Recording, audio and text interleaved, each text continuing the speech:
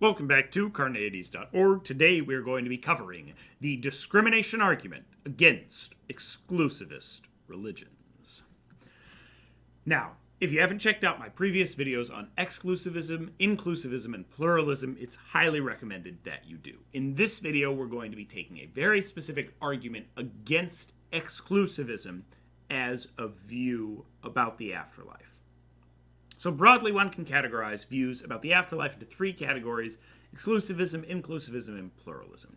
Exclusivists claim that you get into the good place, you need to be a good person by the standards of that religion and believe in that religion. I have a short series of videos on these positions if you're interested. Now, the argument presented here amounts to a critique of exclusivism on the grounds not merely that it is discriminatory, but that it makes discrimination moral, and in some cases, a morally obligatory thing to do.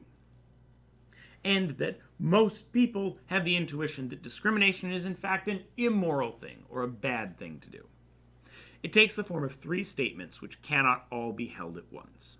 First, I will look at the logical form and then show you what's required if you deny each statement. So, statement one: discrimination on the basis of religion or belief is morally wrong. This is something that is probably intuitively convincing for a lot of people. It's written into a lot of laws and constitutions. I think there's a basic intuition that a lot of folks have that discrimination is a bad thing. Now, if you're someone who thinks that discrimination is great, we should discriminate against people based on their religion, based on their creed, then this argument is not going to be at all convincing to you. But if you're someone that has the intuition that discrimination is probably a bad thing, and you're a religious exclusivist, you have a bit of a problem here. Statement two: God or religion discriminates against individuals on the basis of religion or belief in the afterlife. So this is kind of the central tenet of exclusivism, saying that you must believe X, Y, or Z in order to get into the good place or heaven, what have you, in the afterlife. And so you are discriminating in that you are making a choice about the outcomes for someone based on their beliefs or their religious ideology. And statement three: God or religion is moral or all good.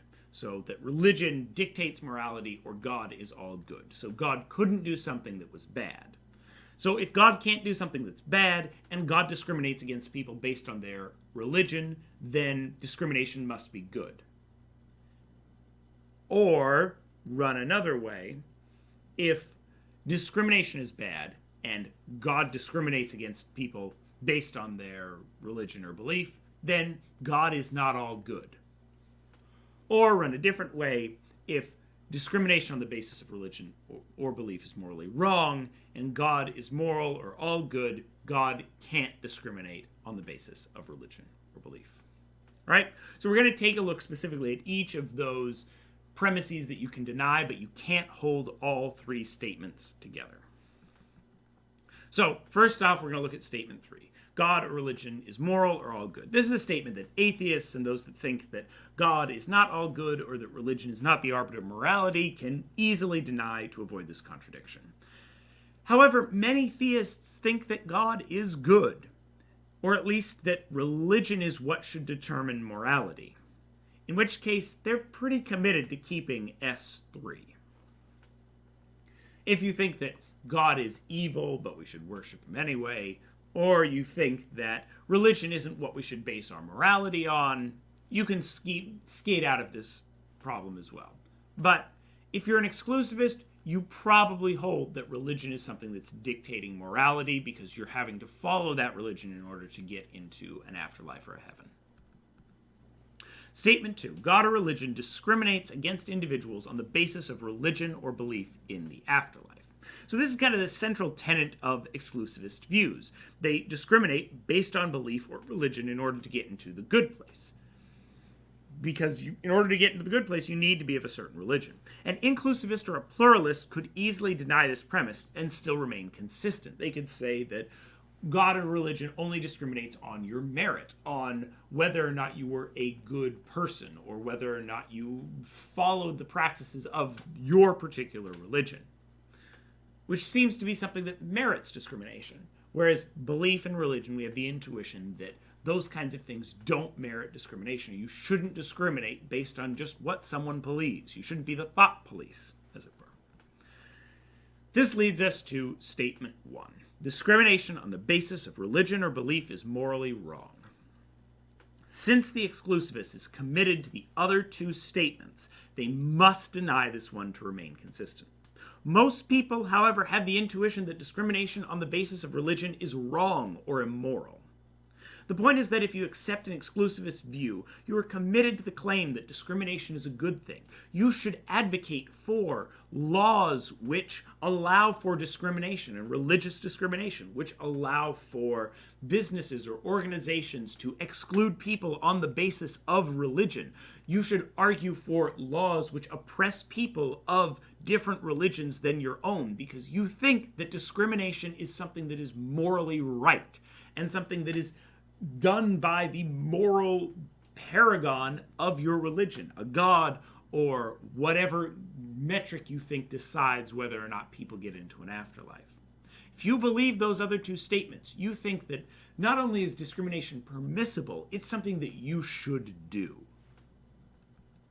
Now, there's a couple responses to that argument that I can offer here. First, one might claim that discrimination is moral for God, but not for people. Basically, in this view, God has a special status that allows him to do things that might be immoral for others.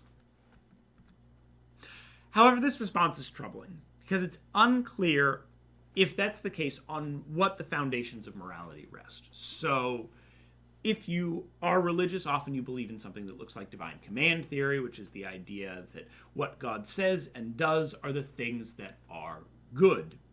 And that's how you can tell what is good. And we learn about these things through holy texts or what have you. However, if you think that you should act as closely to an all-good God as possible, then you should discriminate, because an all-good God discriminates.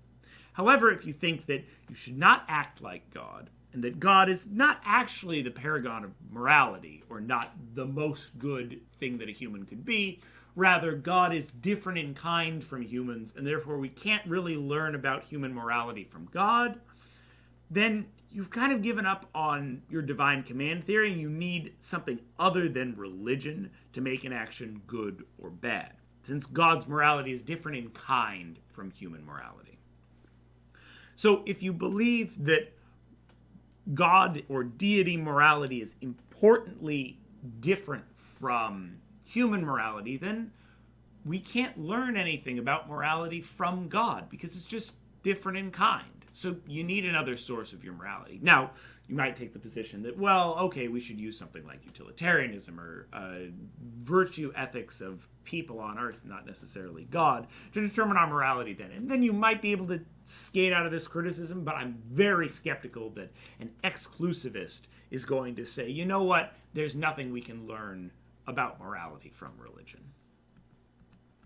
Response number 2, the second response might be that God is not different in kind from humans, but simply has more information, and so is able to take actions that those with less information are not able to do so. This avoids the first objection, since it keeps the same standards for morality. You could discriminate if you had sufficient knowledge. You don't have that knowledge, so you can't discriminate. God knows what someone really believes, so he can discriminate. You aren't sure what someone on the street really believes, and so you can't discriminate. And yet, this position is also quite concerning, not the least because it does unabashedly sanction discrimination. It says, you know what, as long as you have enough information, you should discriminate. That's what you should do. You just don't have enough information to do it yet. If you don't know what someone believes, then you can't discriminate against them. But I'm also concerned that there's a lot of situations in which we're pretty confident in being aware of what someone believes. If you're sure that they believe in a different religion than you by the fact that they state that they believe that, or that they go to religious practices for that religion and actively say that your religion is a load of nonsense, then it seems that you're required to discriminate against them. Sure, there are plenty of people whose hearts you'd never know, but there seem to be a lot of people who are pretty vocal about what they believe, or just what they don't believe. While this response might avoid situations where it is unclear what someone else believes, when someone clearly states that they believe in another religion or doubt your religion, it seems you have sufficient evidence to discriminate against them. Now, one attempt to get out of this last response is by claiming that everyone really believes in God, deeply in their hearts, no matter what they say. And only God can recognize that. There are two concerns with this. First, it is doubtful that people who have never heard of God believe that God exists. It is very problematic on its face to make this claim, and that is a whole other video around whether do atheists really believe in their hearts that God exists. The answer is no. But that's a separate thing that deals with propositional attitudes and belief and can get into skepticism of how can you be a skeptic and be doubting all these things. So we're gonna set that aside and table that. So even if let's assume that you believe confidently that everyone believes in God deep, deep, deep down in their hearts. If we make that assumption, then this position stops being importantly different from inclusivism, right? Because if the thing that you need to do is believe in God deep down in your heart, and everyone believes in God deep down in your heart, and you also need to do some actions like being a good person, then there's no important difference between this and inclusivism. You might just as well be an inclusivist, because everyone deep down actually believes that. So this response, even if you grant that everyone deep down believes something that many people claim not to believe, which I'm concerned about, but we're setting aside, it still doesn't get you out of the problem.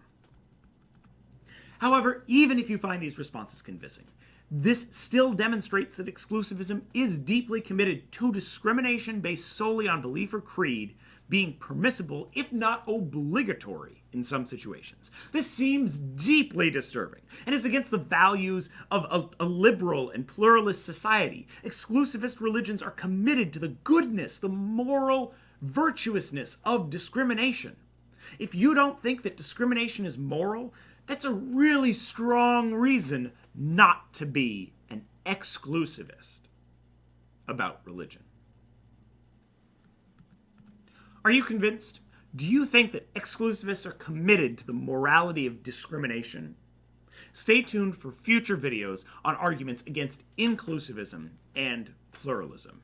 Watch this video and more here at Carneades.org, and stay skeptical, everybody.